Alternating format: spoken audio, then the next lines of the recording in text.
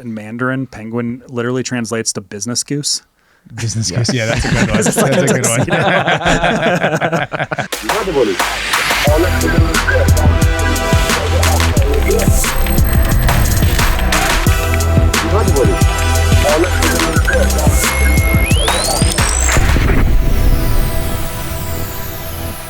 What's up, everybody? Welcome back to another episode of Human Reaction with your favorite Quadsome? I don't know. Foursome? Kwanzaa? I just wanted to make it sound less gay. Favorite Kwanzaa? David Rand, Kyle Mack, Bennett on the buttons. My name's Joe Sheehan. Welcome back. David, what are we talking about today? Bernie Sanders is looking at buying a third home. So he's selling a book. How many homes do you need? I thought he hated capitalism, though. Yeah, not for him. Capitalism Why doesn't is bad. he live in a cardboard box in the streets of... Where's he from? Connecticut? Vermont. Thank you. Yeah. Why doesn't he live in a cardboard box on the streets of Vermont? Because he's a senator, a U.S. senator, and he sells books, and people buy his books. Strangely, he's just a book salesman. Yeah, he's a book salesman who occasionally takes votes to destroy the country. I mean, all these politicians, they're just taxpayer-funded, like, social media influencers selling books, right? True. That's all they are. Bernie The has new to... definition of politician. We dress it up, we put them in suits and put them in the holy site, but, like, that's all they are, actually. They got to go to the wall, got to do all the things, and the next thing you know, they're selling a book. Remember, like, they're business geese. In the concept Business geese. Okay, we have to explain that. Nope, that's going to be the cold open, so we don't need to explain it. me talking about business keys. Okay. In the kind of the conversation of like, how many homes do you need? Do you remember back in the 2016 election when that was like the famous clip of he was in an interview and just like, how many, you go to the grocery store and there's all these deodorants. How many deodorants do you need?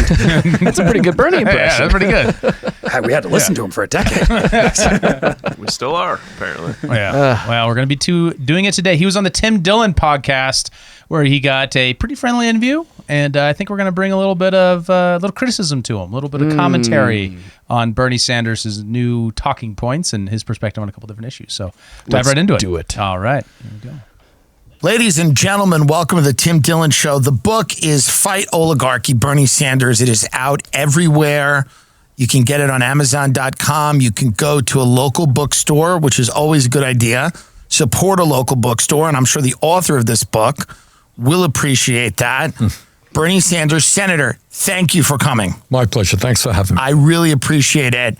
This book, when you walked in, we talked about, it is not big, but it is something that you've been talking about for many, many years. What is the importance of writing this now? Because you just got off a tour with the same name about fighting oligarchy. I think, Tim, this is kind of an unprecedented moment in American history. And I think what the book touches on are issues that the media in general, my colleagues in Congress are not very comfortable dealing with. And that is power and wealth. Who owns the country? How's that? Pretty simple question. Yeah. Who really has the power? And what we are looking at right now is a moment in history where we have more income and wealth inequality than we've ever had. And I think what the American people have got to decide is whether they are comfortable with a situation in which one person, Mr. Musk, owns more wealth than the bottom 52% of American households. Is that really what America is supposed to be about? Top 1% owns more wealth than the bottom 93%. And while the very...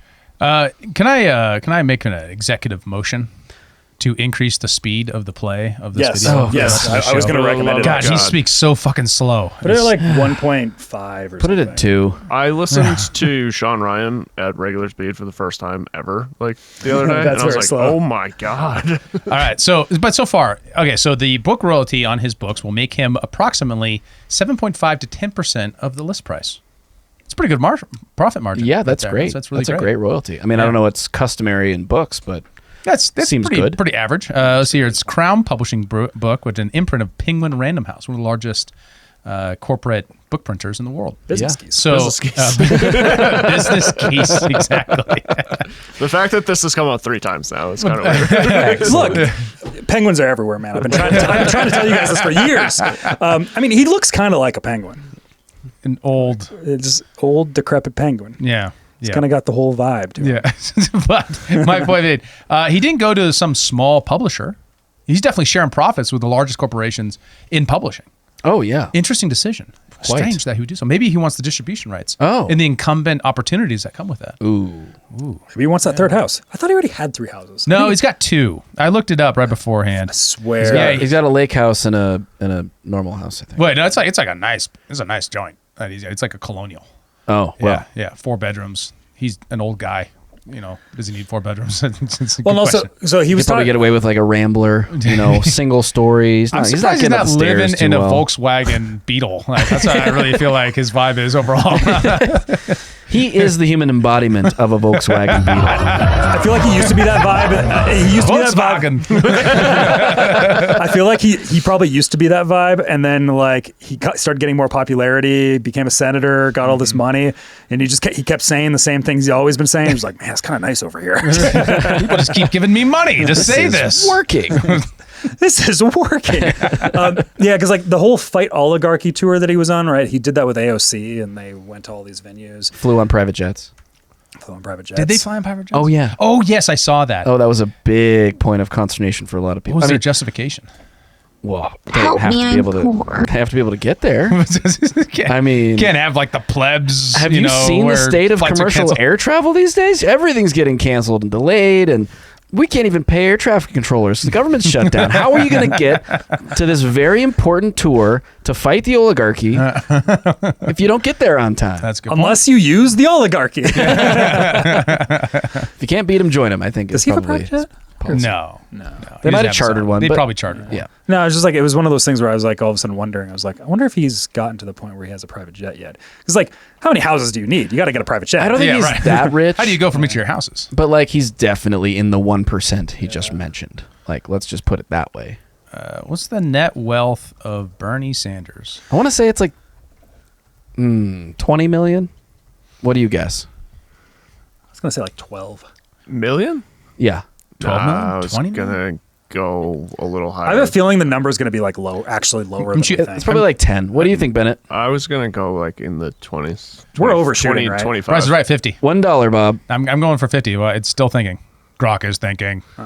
Think Grok. Yeah. Oh, 3 million. Yeah, I was going to say, I think we're overshooting. Yeah, but remember, The just only, keep the it in only mind- reason I went 12 is because you went 20, and I was like, oh, maybe I should go higher than I think it was. Like, I was going to say 5. Just keep Yeah. in mind, it wasn't too long ago. He was saying the millionaires, Yeah. like that's where he was going with it. And now it's billionaires. Right. Well, that's kind of the joke. Pretty soon it'll be trillionaires That's kind at of the rate of inflation. That's kind of the joke is, well, Elon's getting close.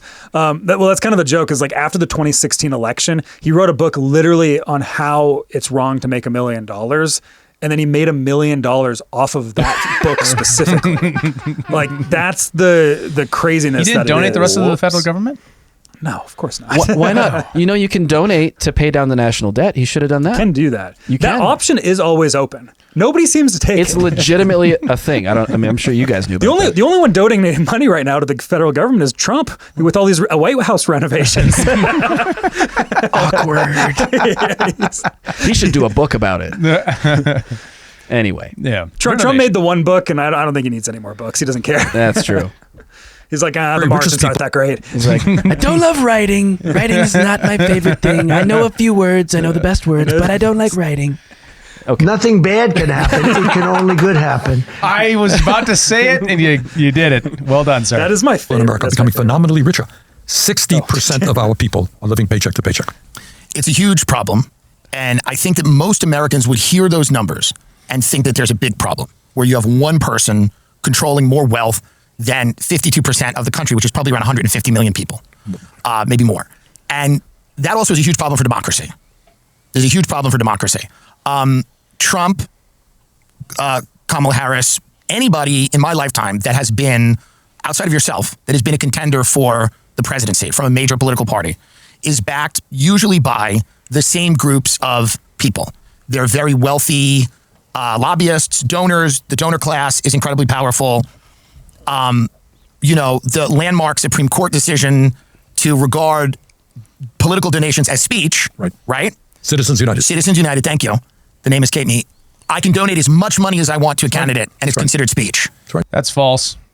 It's not what Citizens United says. It's not even close. It's like it's so far away from what Citizens United says. It's profound. Pause. I make an executive motion for David to take the speed down to about 0.5. Oh, sure. No, for yourself. Oh, myself. Oh, sorry. You're talking Now I as started fast as speaking they're them. talking my now. bad. Yeah, I just matched the vibe, guys. So that's What does Citizens United say? Citizens United says that if you are a person, you have a free speech right. But if you work with other people to speak together, you retain that right because groups of people have the same rights that the individual people within that group have. That's what it says. Okay. So you don't lose your rights the minute you work with other people to speak. Sure. So if you group money together and create a documentary to criticize Hillary Clinton during an election year, that's not electioneering. That's just criticism of Hillary Clinton. Sure. Okay. That's what Citizens United was about. Citizens United is a production company, a video production company that made a documentary Hillary Clinton didn't like, so she sued them. And that's what decided that. So Yeah, Citizens United is more about like the privacy of you donating money to organizations like nonprofits and stuff like that. No, it's not really about privacy. No, it's about the organization's right to be able to speak. So what you're thinking is NCAA versus Alabama, which is Yeah, about right. donor privacy. But Citizens United was, I mean, and They the get lumped in implication together with like because they all kind of handle the same type of thing, like organizations speaking and then donating to organizations to speak. That's true. Those are related cases, and Yeah. and NCAA versus Alabama was mentioned in Citizens United as a foundational privacy principle that didn't go away the minute you worked together to fund the NCAA in Alabama, Jim Crow South. That's what that case was about. Gotcha. Where Alabama wanted to know the donors to the NCAA so that they could do what? Boycott them? Yeah, and bring them out in public, maybe lynch them. Like this is Jim Crow South, right? So and then second, and it's not only wrong in terms of what it did, what it was about. It's also wrong in terms of you can't donate an unlimited amount of money to a candidate. That's not true. Federal candidates have donation limits. Bernie Sanders cannot accept unlimited money from anybody. So when he's taking a number for taking $963,000 from Alphabet Inc., that's not counting his direct fund, right? That's counting a donation to him and a donation to the Democrat Party that is then like used from the Democrats to spend on his behalf. But those are donation limited to that amount. $2,500, I want to say, Yeah, I think that's right. per person. So you and your spouse can get together and you can spend $5,000, but that's it. What it really was about is it created the super PAC, a 527 super PAC, which was the IRS designation for corporations who wanted to speak about things that are happening in politics. That's what Citizens United did. It allowed super PACs and C4s, social welfare organizations, to speak. So many of the social welfare organizations who speak on his behalf, Bernie Sanders, all benefited from that. It protects their rights to be able to gather money from people who want to support their cause and then speak. So and it's not even that I like what created out of this, like all of this negative ads and all that. I don't even like any of that stuff. That's bad. Okay, fine. It's not a good social outcome, but that's not what it was about. So it's just factually wrong, is what you're saying. Factually wrong and philosophically wrong. Yeah. Sorry, I jumped on top. No, that's good. I was just clarifying. Yeah, so when the University of California gives him $900,000 or Amazon.com gives him $781,000, what we're talking about when we look at those numbers are not just him, it's to PACs, right, that are not coordinated with him, that are set up in benefit of him, sure, or to super PACs.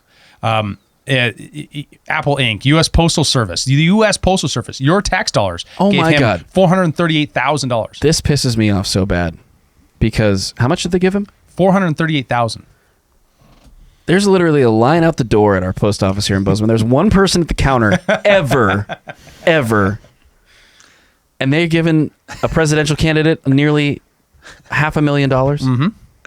That enrages me. I didn't even know they Defund the post office. Yeah, I want a T-shirt that says that, and I want to wear it every time I have to go to that godforsaken hellhole. Another interesting change for Bernie Sanders, he used to talk about Bill Gates all the time as his like evil corporation or evil rich person It's that all he shifted didn't to like. Elon now. Now it's all Elon, right? And obviously that's political, Because Elon's on the right. Yeah. As soon as Elon made the endorsement, like the day after Trump got like shot, as soon as that happened, it was all of a sudden just like flip switch. Well, actually, no. I guess it actually came before that. It was the Twitter buying. That's when like the guns were out for Elon at that point in time. Allowing the right to speak is the great crime. But note that it was that, and then now he received $430,000 from Microsoft Corporation. Interesting. Yeah. Amazing how the dollars get you to change your tune on things. So, well, I didn't even know Even when it you're was such that. a ardent, principled socialist like Bernie Sanders. That's so strange, and it is strange, like how Tim kind of blows him up a little bit there in the beginning, like you know, really stroking the ego. Obviously, being a good host, I can see that too. But it's true for a lot of these podcasters on this kind of that did like Trump and now like and like Bernie Sanders, Joe Rogan to him to. I think when he was on the Flagrant podcast, they kind of had a similar vibe. A lot of them It's are very much Bernie bros back in the day. Yeah, right. Most of them. A lot of these are very like you're one of the few authentic ones, and I just can't see it. No. To me, he's like he embodies that guy that you knew in college that was really all about hating the rich, right, and not really that much about doing anything for the poor. Right. Right? Oh yeah, the old Orwell thing. Yeah, the road to Wigan Pier phenomena. He like embodies that into me, and it's so gross. You know what I mean? Yes. Like that's how I take him. I mean, he seems like a nice fella. I would be happy to have a beer with him. But like, it's something about that is like a character flaw that I really dislike. I wouldn't. It would just all be like weird and like resenty all the time. He is that vibe where he's just like he's that super complainy guy that you're just like, oh, I just can't deal with your like whiny resentment all the time. Oh, he's like that type of guy. Why are you so fucking negative all the time? Yeah, it's like that. You also can't speed him up in real life. But that would be a nice feature that we should get figured out in the future is like on phone calls and Zoom calls, being able to speed the person up that you're talking to. I think Neuralink will solve that. Neuralink will solve that. I had another thought, but I lost it. I got another donor for you that you're going to be really excited about. Kaiser Permanente. Oh, $313,000. conglomerate. Yeah. How much? $313,000. Well, So also, why would someone who wants universal health care get a donation from one of the larger healthcare hospital chains? I don't know. Oh, well, rent seeking, of course. Of course. one thought I remembered my thought. It was going on your authenticity thing. I think some of it is some people saying that he's authentic, but I think the other end of it is Bernie is very clearly not in like the same faction. Like he is kind of a lone wolf in a lot of ways. Like he works with people and stuff like that, but he is kind of this lone wolf in amongst the Democrats. And we saw that in the elections of how they all like knives out for him and kind of coordinated to make sure that he didn't rise and that he lost out on Super Tuesday based on like who dropped out and who stayed in on Super Tuesday. And then right after Super Tuesday, Elizabeth Warren goes and endorses Biden and is like, Bernie is a sexist, like all that stuff. Like, I think that's one of those things where in the same way where like kind of Tea Partiers and libertarians and kind of the right-wing sphere, they look at their party and they kind of know like that's the establishment. There's just a vibe. I don't like him. I'm against that vibe. I think that's what there's like these people where you just know you're like you're a bought and paid for politician kind of guy. And like Bernie's kind of on the other side where he's like, people look at him and it's like, well, you're not bought and paid for in necessarily the same way that these other politicians are when they're like in office. Like, I think that's the vibe. Now, I think there's some sliminess that he does with that. And I think he's kind of like fallen away from that, especially over the years. And he's like more and more fallen away from that. I think he's just kind of like, he's kind of just kicking his feet up and going with the flow now a lot more. I think he's getting accustomed to the lifestyle. I think there's a lot of that like, that's going on. Well, they're all getting rich. I mean, I'd be an idiot not to myself. So, I mean, I can understand that, right? I can understand that. You get used to a particular lifestyle.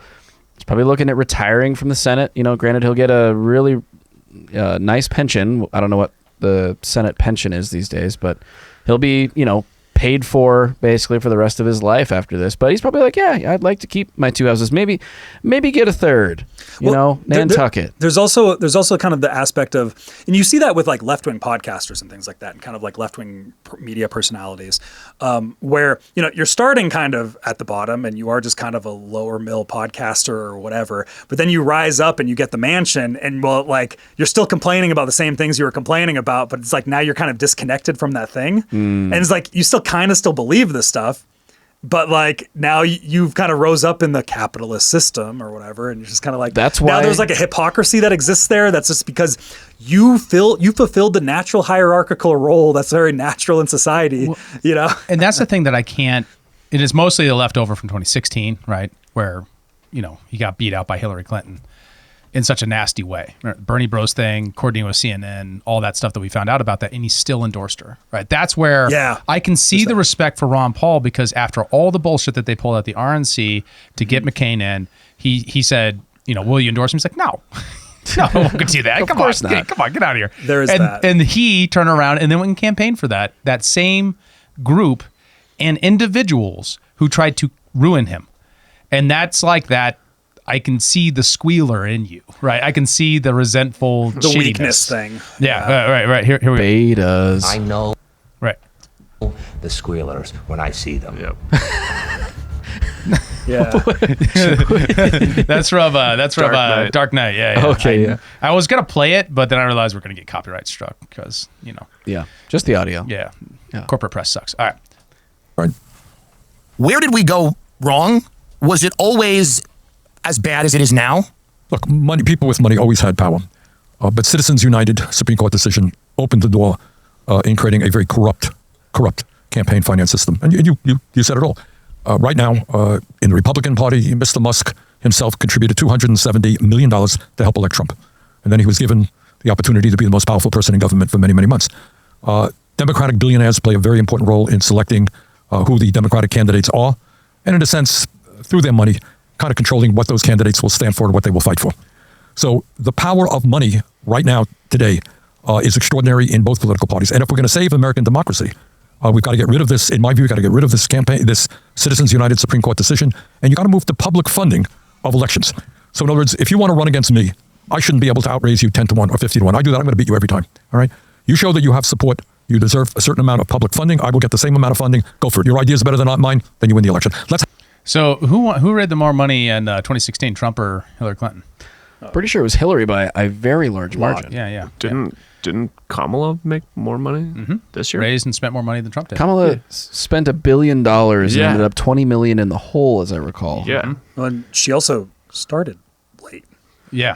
Yeah. Like, is that counting the Biden numbers? Yeah, it's counting the Biden That's counting numbers. the Yeah, Biden. Okay, that's because I was like, Biden she was only in it for like 3 months. Yeah. This reminds me of those shows where it's like a game show and you have a cart and you got to run through a store and you got to get as much stuff into your cart as you can. You're sweeping shit off the shelves. That was Kamala's campaign in a nutshell. Yep. Only instead of getting stuff, she was just spending money. Just throwing stuff out. Literally lighting it on fire. It is gross how much money is just like that money could be getting invested into like useful things in the world, and instead it's just like ads for your political candidates. It is gross when you just like zoom out and think about it. You're just like, God, the sheer amount of money we spend on elections is insane, just like as a people. It's even worse when you think that most of that money is given to them on behalf of rent sinking, of using government to guarantee your profits. That's why it's such a good investment, because it gets you power. Yes. It gets you close to so that the powerful can then box out your competitors and get you a market advantage. That's why that money's spent that way, because it's a good return. Nuts. And that's where I agree with Bernie. What I disagree with him is, one, money doesn't win you elections, and Trump is the example of that, and many other examples of that. Barack Obama was outspent by Hillary Clinton in that primary where he won. The question is when things are equal, what happens? Who has the advantage? Well, once again, it's Trump. Incumbent? Well, it's the incumbent, number one. Number two, because they have higher name recognition. Number two, it's whoever the media likes. If you want to empower the media to determine all of your elections and have an actual oligarchy made of the laptop class that's shut down America and forced everyone to get the jab and all that shit that we hate from the corporate press, that's who you empower with this program. Yeah. Like, if you're like a populist, Bernie's this is the worst program for you possible. It would have actually made Bernie's election worse. Yes. You know what I mean? He was already fighting against the media, but if his only means of fighting was public funding, it was like, okay. Yeah. But it's also like, what does that mean, public funding? Like, how much money should every candidate, who gets the public, like, can anybody just jump in and be like, I'll get public funding for my election now? Like, could I just go for it? As long as like, you show that you have enough support, well, how do you get no-name candidates then? Yeah. Right? I mean, it's another challenge, right? You're going to have to appeal to the government to then give you money. That's so showing often, you have enough support. That's so so that means often only the famous people will have the opportunity to get the support. Then you're screwed.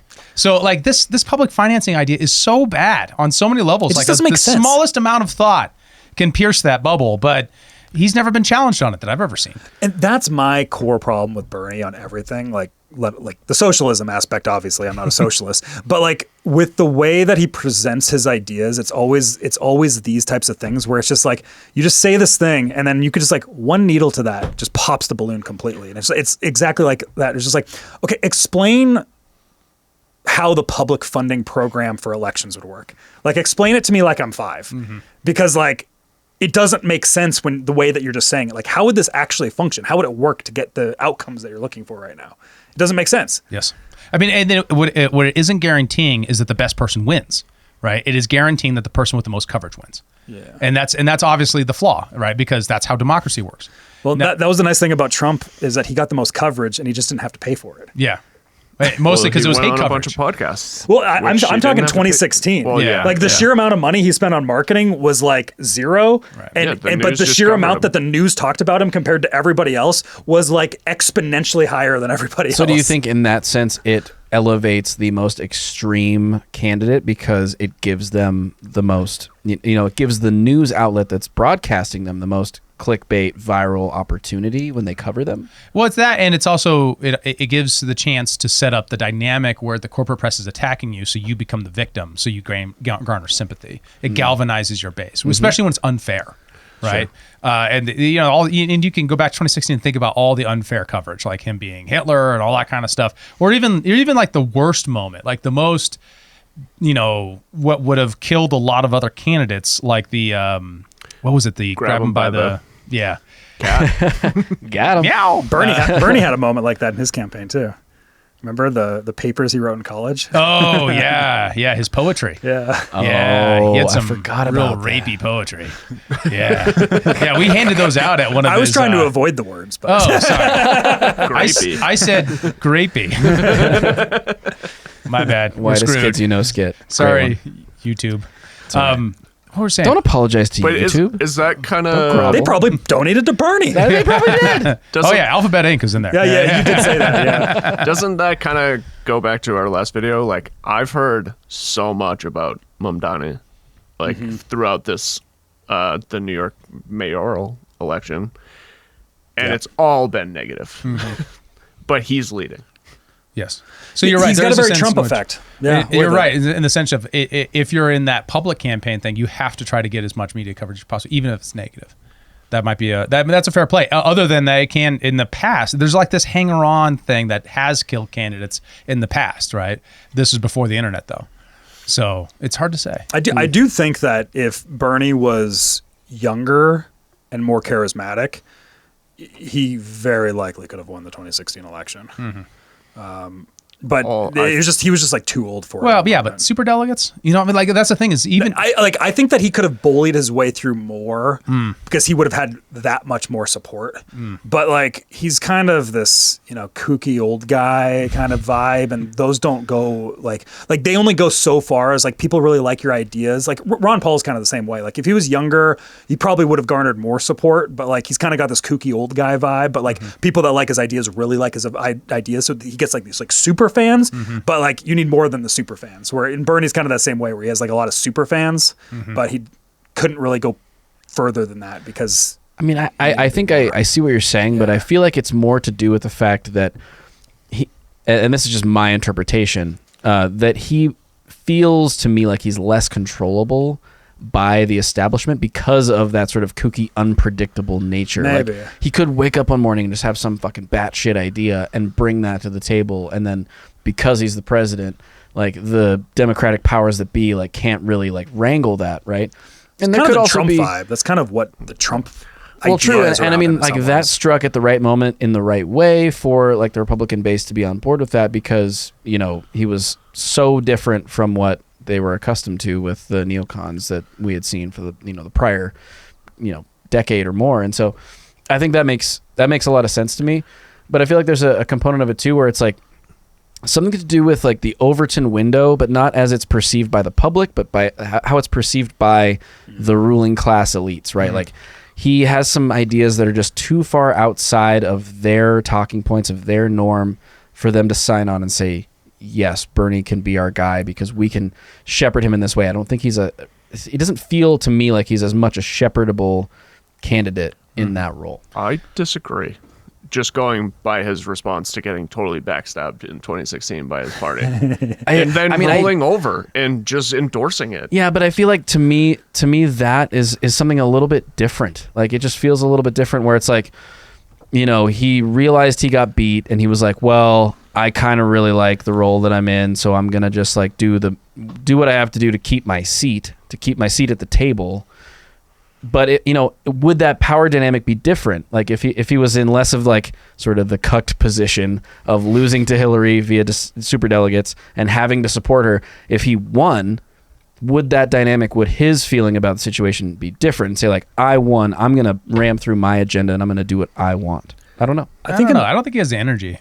He doesn't have the vibe. Yeah. He doesn't have the strength. You know what I mean? He's great at like just talking shit, but he has nothing to back it up. Is he just? I mean, because Ron Paul was sort of like the idea guy, right? Mm-hmm. He was the flag stick in the ground that said like this is where we should be, but he wasn't necessarily electable in the same sense. There was a backbone to Ron Paul that Bernie doesn't have. Oh, for sure. And Trump couldn't agree more. very much has like a backbone too. Like I think people are attracted to the backbone thing. Bernie's the old man yelling at clouds. Like yes, he's grandpa. Capital is clouds. No, that's exactly it. It's like Bernie's like yelling at the clouds, and then like the clouds like start raining, and he's like, okay. Yeah, like it's like oh, it's wet. I'm gonna go inside. It's that vibe where like I think that people want a certain like strength in their ideas. I also think that Bernie, at least for the powers that be, like zooming out and looking at the game board, I think kind of power makers and Machiavellians, they look at the game board and they see hyper ideologues like this as pieces that are very easily controllable because you kind of know exactly what their vibe is and you can nudge them in the correct directions with certain talking points and kind of like almost get them to speak how you want them to speak based off of a certain ideological trend. So then why would they have railroaded him? If he was so controllable, why would they have cut him out? Well, that's her turn, Joe. It was her turn. It's her turn. It's also the financial interests, right? The financial interest is a different base. No, like you don't want him to be president. You want him to be this annoying, loud man yelling at clouds that garners attention and then funnels people into your thing and he's too weak to kind of stand up and fully capture that thing. Sure. Right. Like he's such a useful tool, just like if you're just like zooming out and looking at the chessboard, he's like actually really useful. Doing the podcast circuit and recruiting the, liberal young men who see something in it. Like if I was like, if I was like one of these like a game player that's like in intelligence, foreign or domestic or stuff like that, like I'd be looking at that as like a very useful asset to cultivate, like an unknowing asset, like legitimately a useful idiot, like in the Stalinist term, right? Like ideologues oftentimes are looked at that way from like an intelligence point of view and from a game theory point of view. It's just like you're a useful idiot because like I know exactly what you're going to do if I push the correct buttons. Like that's like very useful from a game theory perspective, and Bernie just like embodies that. Well, I think you're exactly right, and I think you see that like in the RFK hearings, right, where he just goes to bat so hard for pharma companies when you're just like, what? Like, why? Well, those people who are most likely to benefit the most from universal health care. Right. Yeah. Because they'll have a single negotiator to negotiate with. They won't have a competitive negotiation process. It'll just be Medicaid. Right? So that those are the people, those are his clientele. Right? Those are the people who rent seek the most off of his vision. Interesting. Right. Let's keep going. Have campaigns based on ideas, not billionaires putting huge amounts of money into ugly 30-second ads. For the Supreme Court to reverse the Citizens United decision, in your estimation, what would have to happen? Well, this Supreme Court ain't going to do it. Right. We're going to have to, the congressional action, we can do it through Congress. And how would you do it through Well, Congress? you do it through legislation, basically, which says that you outlaw super PACs, among other things. That's the first. No, you couldn't. That's wrong. That's false. It's a Supreme Court decision based upon the First Amendment. You can't outlaw with congressional code a Supreme Court decision on the Constitution. That would then just trigger a court case to relitigate Citizens United under a court that would not decide that. So either you don't know how the Constitution works and you are a senator, or you're just talking out your ass at this point, which is really unfortunate. Both can be true. I mean, just like that false hope is so like, ugh. Who are the main opponents of this in Congress? If this were to come on the floor, I'm not asking you to call out names. Well, I'll call out names. Mitch McConnell was one of the leaders in the effort. Right. As a Republican. But the big money interests love this. Why wouldn't they? If you're a billionaire, you want to pick a candidate for president, hey, what's a few $100 million to you? It's a great, they love it. Money talks, and they like that process. Is the Democratic Party, in your view, a bigger obstacle to your ideas becoming mainstream than the Republican Party? No. Look, the Republican Party in the last 15 years under Trump has undergone a major transformation. It used to be kind of a conventional George W. Bush, a center-right party, right? That's what it was. It represented the wealthy, corporate interests, banks, etc. What Trump has done is really transformed that party. He won more working class votes than did Kamala Harris. And he has created in the Republican Party a right-wing extremist party. And also what worries me is not only their ideology, is this cult of the individual. You know what I'm talking about when I mentioned that, Tim? Explain it, but What I mean I is think that I do. The cult of the individual. Yeah, right. Go on. How dare he? Look, it's one thing. You're a Republican, I'm a Republican, you're a Democrat, I'm a Democrat. We argue amongst ourselves. Your job is to represent your congressional district, your state, if you're in the Senate. Right now in the Republican Party, with very few exceptions, and there are some, they follow what Trump says, and they are afraid to move in any different direction. I'll give you one example, a very clear example. A guy named Tom Tillis. That name mean anything to you? Yeah. Tom is a conservative, senator from North Carolina. So the guy made the mistake of actually reading this big, beautiful bill that Trump brought forth. He concluded, he says, it's going to be a disaster for North Carolina. Hundreds of thousands of people are going to lose their health care. Healthcare premiums are going to soar. I can't vote for this. The next day, Trump was all over social media attacking this guy, and the billionaires were saying, we are going to spend unlimited amounts of money to defeat you in your primary. A day later, Mr. Tillis said, bye-bye, I'm out of here. I don't need this crap. And he retired. He retired. Yeah. Because he was going to face a very, very difficult primary. And that's what it is right now. You are a congressman. You kind of disagree with Trump on this. Are you really going to open your mouth and have Elon Musk saying, okay, we're going to primary you. My guy's going to get $50 million. Right. Now, this dynamic that he's citing to is only unique if you have TDS, right? This only seems like, I mean, if you've been tracking politics beyond the last, 4 years or year, you would have the sense that, every time there's a Democrat in the presidency and a Democrat Congress, the Congress follows that because that's how you coalition build to get legislation passed. I don't know what he expects exactly. He supported much of the Obama agenda, despite him having actual principal disagreements with it. Supposedly, right? He supported the Obamacare. It didn't go far enough, but he still supported it. It's right. I mean, these are all just a bunch of words to say things are happening that I don't like, and then I'm going to put a bunch of words behind it to kind of like. And then I'm going to yell at clouds. And then it's a yelling at clouds phenomenon. Steve Bannon. It's like, yes, this is how politics has always worked. It's not anything that's different from any president before or anything like that. Like, this is how our system works. It's how like regular human psychology in politics works. Like, that's all normal. Mm-hmm. It's sort of like just like the arguing about oligarchy. It's just the left has this thing where it's just like we just don't like hierarchies. We want everybody to be like exactly even. Like, there's no, like, you should never have anybody that's like higher than another, or there should be no meritocracy that like makes you rise up the thing. Like when they're fighting against oligarchy, like it's kind of like their new Nazi kind of word. It's just a word. Like, it's a magic word, right? But like, like they're just fighting against this, like they're fighting against like nature. Like, they're fighting against human nature of like, these are how humans organize themselves, is through like basic hierarchy, through meritocratic processes. Now, we might be handling the meritocratic process wrong, and I think there's a lot of arguments that you could have for that, but just like arguing against oligarchy, it's like, what are you, like, what? Well, so there's a difference between oligarchy, aristocracy, and these kind of words, right? And the way we use them, right? So Thomas Jefferson, when Democrats have their little fundraising parties, they call them Jackson parties, right? We call them Lincoln Reagan dinners on the Republican side. When they do that, they're invoking a guy who said, America needs a natural aristocracy. Yes. The argument has long been on the liberal side and of the tradition of liberalism, writ large classical liberalism, is that when you're in a state of freedom, people's best abilities can come forth and serve other people to garner reputation, merit, and ability. And when they do so, you create a natural aristocracy, groups of people who are naturally good at leading, step forth and lead. And they're saying, well, why would Elon Musk be a natural aristocrat? Well, he produced trillions of dollars of value for people. Yeah. I mean, what have you done today?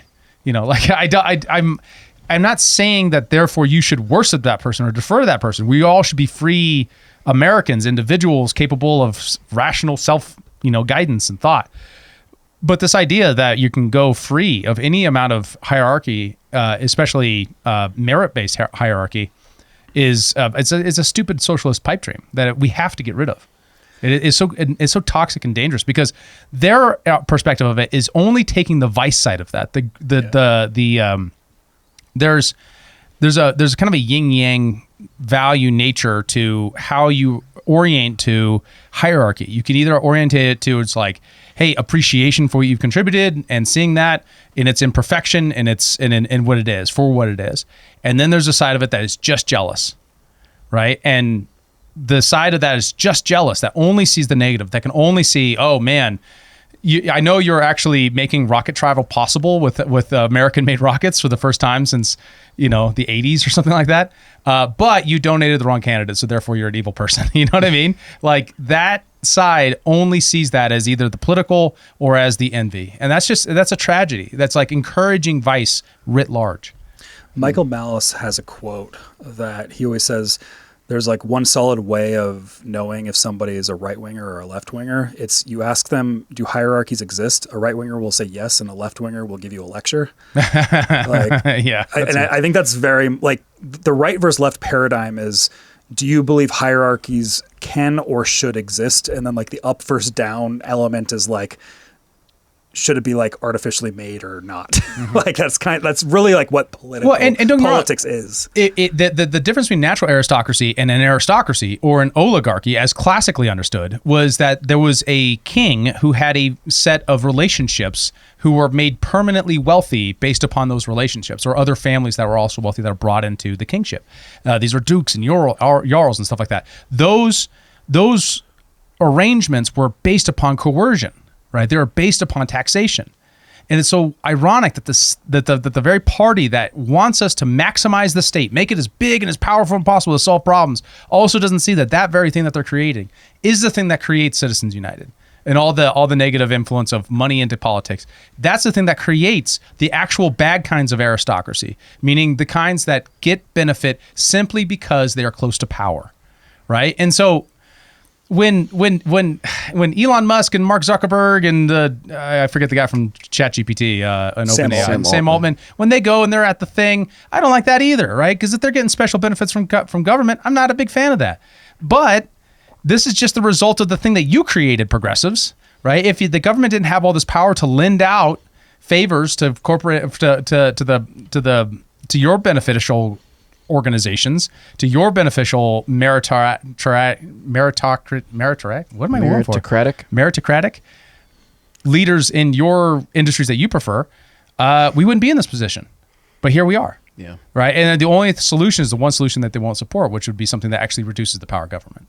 That's the real tragedy. Right. Yeah. Well, because I think they see the power vacuum. They're saying, if the government is smaller, then corporations will just run wild, and it'll be even worse than what we're currently seeing, right? Because the public sector is inherently good and the private sector is inherently bad. And if you run a corporation, you are an evil, profit-seeking, maniac, and you don't have people's best interest at heart. Your only interest is profit and shareholder value and all these things that degrade society, right? Like that's sort of like to me, it seems like sort of the caricature view that a lot of leftist progressives like Bernie Sanders have of the private side of things. Right. Would you agree with that? Yeah, I think that's right. What they're missing is that it's how you make the state big that matters, right? You want a state sufficiently large enough if you're not an anarchist, right?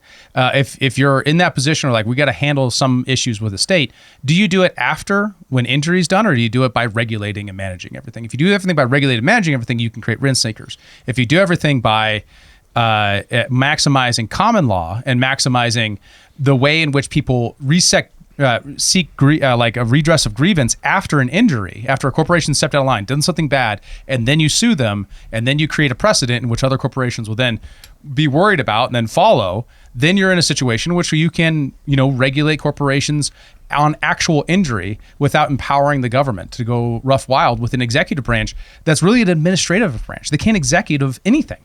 They just administrate. They create reams and reams of paperwork so that they can have their own courts to privately prosecute companies that are out of line. Well, now you have one point of failure that no one can look to, that is completely unaccountable, not like a judge, not like anyone else. Way more insulated than any judge could be. All you have to do is get that person to be an industry person, right? Right. So, yeah, I mean, like they refuse to even engage with the problems in their own system because it is the status quo system. All right, so skipping ahead to immigration, he also had a little bit to say about that. It's by AI or venture capital, which is his job. So my question is there a position that the Democratic Party can take that is obviously anti-people getting dragged out of their houses, but recognizes that citizenship should mean something, that we should have a border, and that, having laws that protect workers is important, and that people employing undocumented workers or illegal labor is driving down wages for Americans. You've asked a lot of very important questions, good questions. Let's start off with the basic. So long as we have nation states, right, which we have, you gotta have borders, right? Right. If you don't have any borders, then you don't have a nation, right, in a sense. So has historically the United States done well under Democrats and Republicans in protecting the border? The answer is no. Trump did a better job. I don't like Trump, but we should have a secure border. And it ain't that hard to do. Biden didn't do it. Those before him did not do it. We should have a secure border, period. I think most people in the Congress agree with that. Why don't you think he did it, just out of curiosity? Pardon me? Why don't you think Biden was more proactive with securing the border? He did some things. He was not, I think by the end of his term, if my memory is correct, the number of illegal folks coming in had gone down. But I'm not going to sit here and tell you that overall it was a good job. It was not. All right. So that's point number one. You need a border. Let's have a border. And we have certainly the technology and the manpower to make that happen. Number two. Can you pause there? What happens? I'm remembering, I'm having these flashbacks come to me of that time period right now, where his partner in this tour that he's been doing for the book, AOC, was like sitting there crying for the poor refugees at the wall, right? At the cages that Obama made. Kids in cages. Oh, also the kids in cages narrative. Yeah. Oh, it's just, I don't know. It's I'm just like flashing back to that moment. Quite a shift in his rhetoric around this. I am very surprised he's willing to, because like when I think back on the Biden administration, there was so much stuff that's just like, we're just going to do the exact opposite of everything Trump said or is saying in this given moment on this thing right now. Doesn't matter what it is. We got to do the politically right thing and be the opposition to the evil Nazi Trump man. Right. And I'm just very surprised that he'd be like, Trump did better than Biden on that. I'm kind of surprised by that moment. Yeah, I don't disagree. That's more of a Bernie approach, right? He's much more likely to criticize both sides. I think that's why people like him. I don't know. He was also one of those people who's like, his defense for coming behind Hillary Clinton is because Trump was just that evil. Yeah. Is that he was such an existential threat. So Yes. I'm like kind of surprised to see that. He That's also even in true. that moment, Yeah. he would never do that. It's crazy how he doesn't call on him on that. Like that Trump is just so uniquely evil. Yes. And yet he's doing better at the border. Is the appropriate response to, we think there are about 10 million undocumented people in the country today.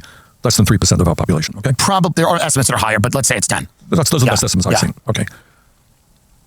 Why did let's be clear, those people act? My father came to this country from Poland, came in legally. Yeah. They came in illegally, period. Okay? Yeah. It was illegal.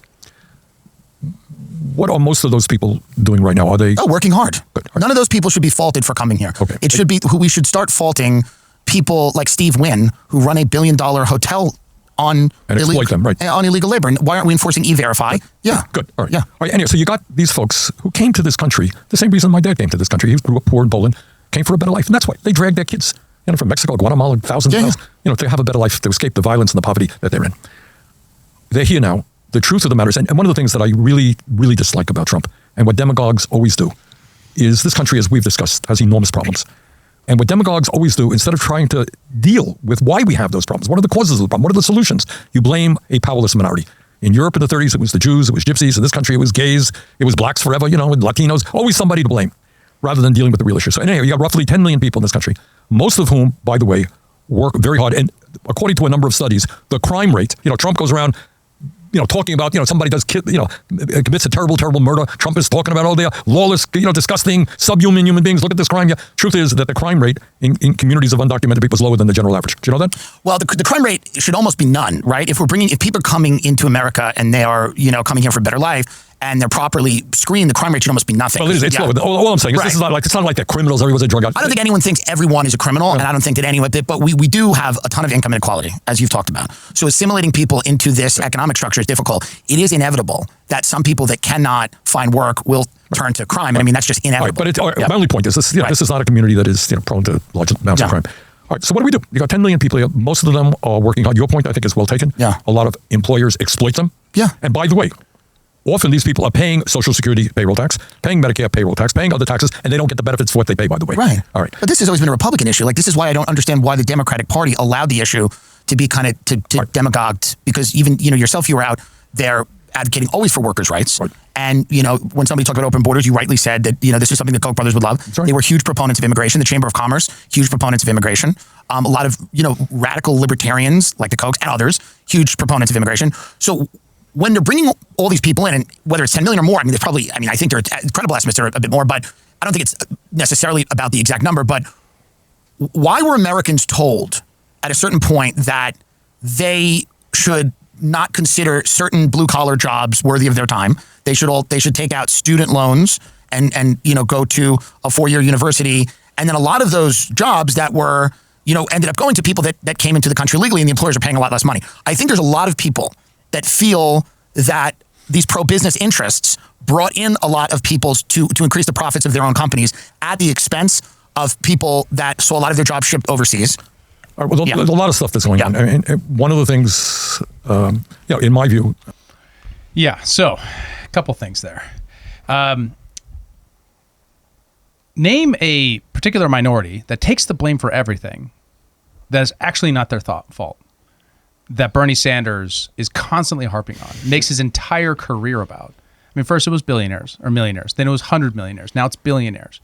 But it's a small minority of people who he blames for all social ills, kind of regardless about their actual connection to those social ills, while he himself votes for every single spending bill that creates the inflation that actually leads to almost all of these social ills.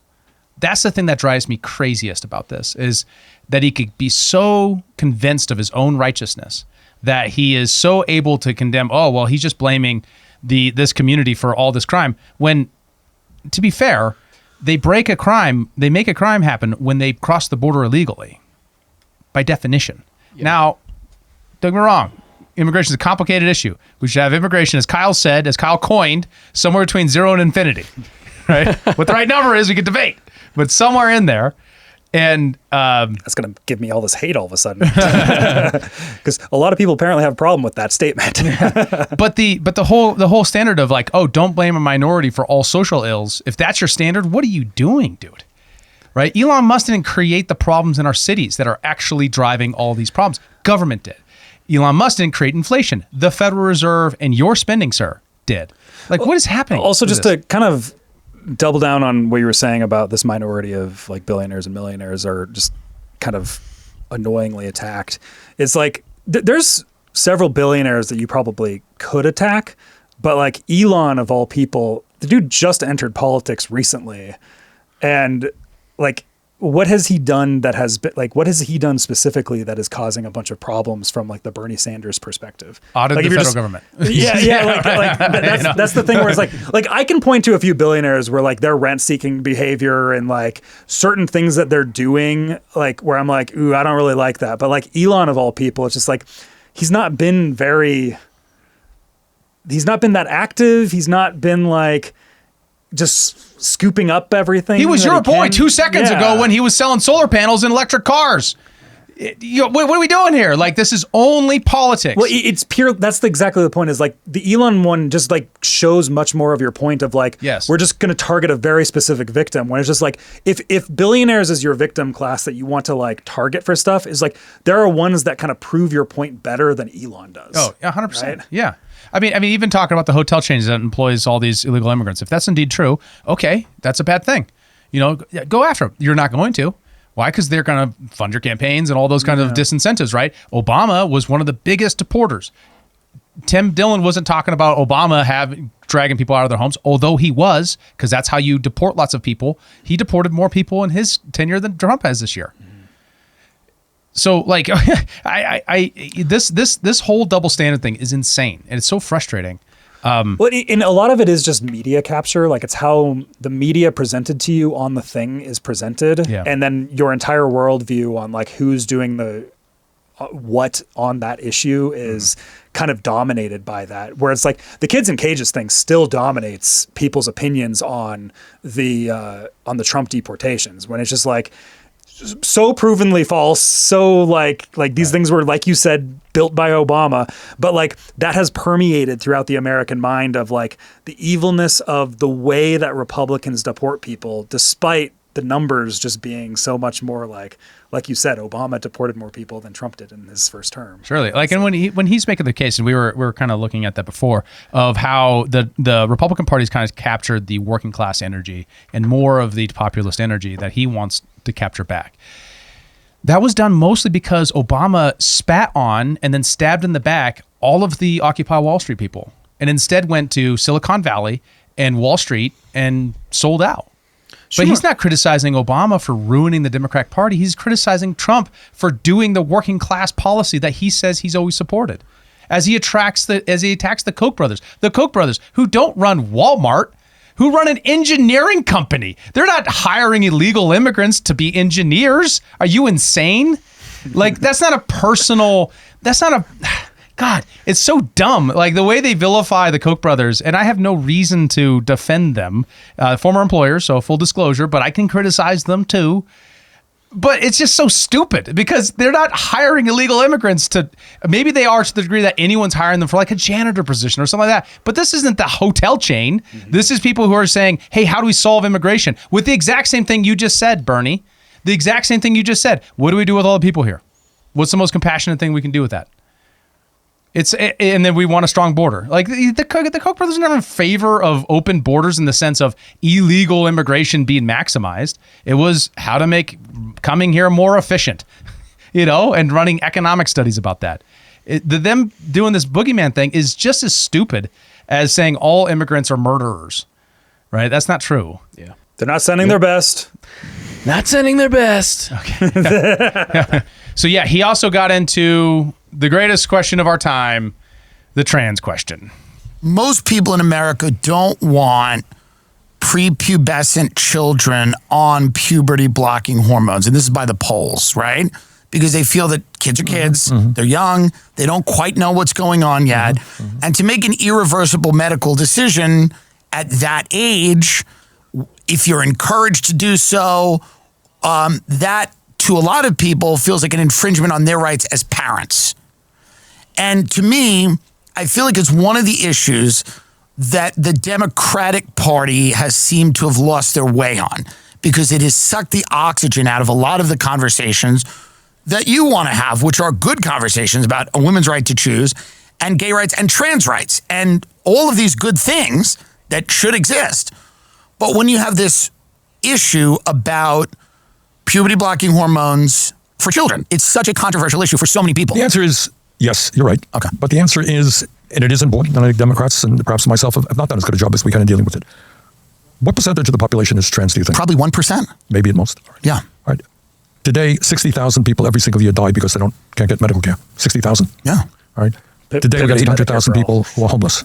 Today, we're dealing with a climate crisis that could wreak havoc over the years on our country. So I think you're right in saying, I think you're right, that the Democrats have allowed the Republicans to exploit those issues by not dealing with them effectively. Well, they've also just refused to compromise. I mean, these are unpopular issues. Fair enough. Biological men and women's sports is just an unpopular issue. Right. Child sex changes, no one wants this. Very few people. Very radical people. And I understand that people have trans children, and I get it. But, this has tremendously hurt the electability of Democrats. But I think the answer is yes. But the answer also is, why are we not talking about some of the issues that I raised earlier?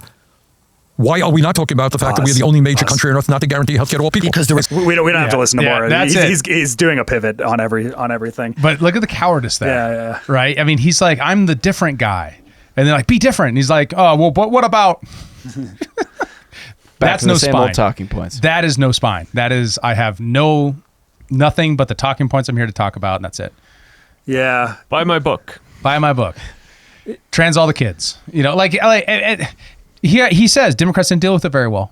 How should they have dealt with it? Well, we have issues like climate change. That's the thing. It's like, well, what we need is Medicare for all. Like, it's like you're not answering the exact question, which is kind of the problem. Is that the reason why the Democratic Party is losing the culture and has lost the culture almost completely at this point, is because they were willing to let this like small minority just like run rampant and just go on through this like cancellation rampage for a decade. And like preaching to people about what they're supposed to believe and like what they're, like, it's just kind of like, you have to believe this. Like, it's like a Bible thumping of trans ideology. Right. And then people like Bernie, who probably don't really care about the issue, really just kind of sat there and would be like, well, this is a good opportunity for me to talk about Medicare for all, I guess, but they're not contending with the issue that everybody is kind of seeing in front of their eyes, and we're like being forced. Like, I didn't want to have to care about trans issues, but we were like forced to have to do it because that's all the culture cared about for so long. It's just, I wouldn't even say it's the culture. I would say it was an amplification through the media, right? I mean, I don't think the majority of the culture ever really wanted to care about those issues. Of course, not like marginalize people or treat them differently or whatever, to like live your life. Of course, I mean, as libertarians, I think we all agree on that, but not an issue that everyone needs to be involved in, so long as everyone's like allowed to be who they are. But the kids thing makes it a little different. Exactly. That's what it was. Yes. Is elite opinion makers who drive the culture decided it was important because they live in tiny bubbles of being cat ladies who just write on laptops all day, and that's what they do. The laptop class strikes again. It's a very narrow, compassion-orientated culture that doesn't care about a lot of the values that the rest of the culture does. And so by elevating the victim status of these young people and the mothers and the fathers who saw their children be victimized by this social contagion, Republicans were able to capture the culture. And he can't reconcile with that. He has no clue how to actually drive the Democrats made mistakes. What were the mistakes? Like, what is your position on this now, Bernie? Explain to me how that's the millionaires and billionaires' faults, Bernie. Exactly. Right? Like not everything fits into this box that you're formulating here. Like, I mean, let me just point this out. How many trans people are billionaires? Not a lot. Not a lot. Yeah, So maybe therefore- transing the kids means fewer billionaires in the world. Maybe Bernie is pro-transing the kids because it's fighting the oligarchy in a roundabout kind of way. It's sort of an antinatalism argument, kind of. Yep. Sterilize maybe so. them, then we depopulate. Like, I'm not saying it, but people are saying it. I wouldn't say it. I heard someone say it, though. Yeah. Nothing bad can happen. It can only good happen. So yeah, that's a scattering of the interview. That's pretty much how it went the whole time.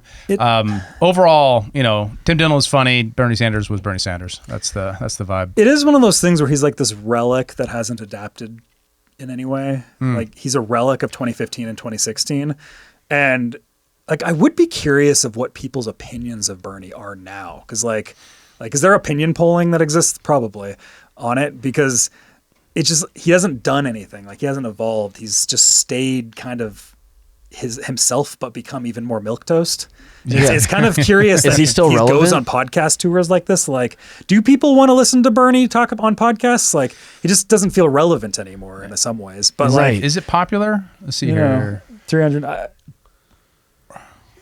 What am I missing? Where's the views right? 380,000 views. And that's just on his YouTube. Yeah. Ladies and gentlemen, welcome to Tim Dillon.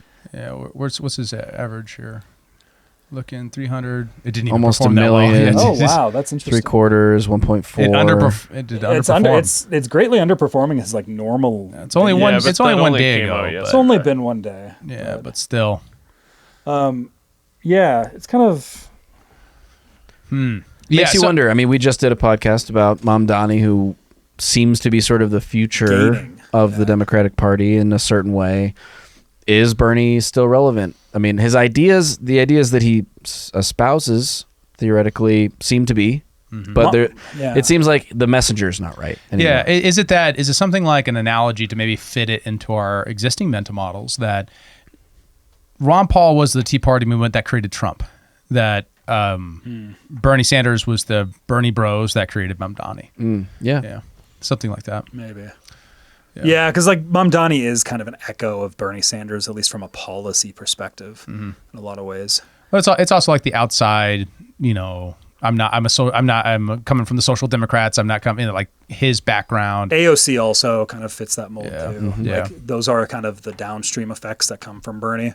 Yeah, It still feels like it misses the pulse it does. of what's going on in the country. Yeah, he's talking to a pulse that is a decade old, like that's from a decade ago. And he's not contending with the current vibes that are going on right now. It feels like. I think the folks that are giving him time are the folks that liked him back in the day. Actually, yeah. Right? And more so than like, oh, this is the moment. Like this is where it's going big for him, for their audience or something like that. It's one of those things like Bernie Sanders shows up at your door. Is like, okay, I'll interview you. Right. And I wouldn't blame him for that. I'd interview It's Bernie the Sanders. legacy tour. It's the legacy tour. Yeah. It's the band 50 years later. You're like, oh, I liked them back then. Don't have all the heat they used to have. But, nostalgia. Yeah. All right. Well, thank you guys. That was fun. Absolutely. And thank you for watching. Let us know what you thought of this interview, Bernie Sanders and Tim Dillon. Do you support Bernie Sanders? Do you like his ideas? Do you hate him? Let us know in the comments. We'd love to hear from you. Also, we have a Discord server in the description below. Join us for the conversation after the show, and let us know what you'd like for us to talk about next. For David Rand, for Kyle Mack, for Bennett, I'm Joe Sheehan. Human Reaction. We'll see you in the next one. Thanks for tuning in to Human Reaction. Please be sure to like, follow, subscribe, and give us a review on your podcast platform of choice. And if you want to become a member and support the show financially, check out humanreactionpod.com. And remember, Bernie's the old man yelling at clouds. Like, yes. he's grandpa. Capitalist cloud.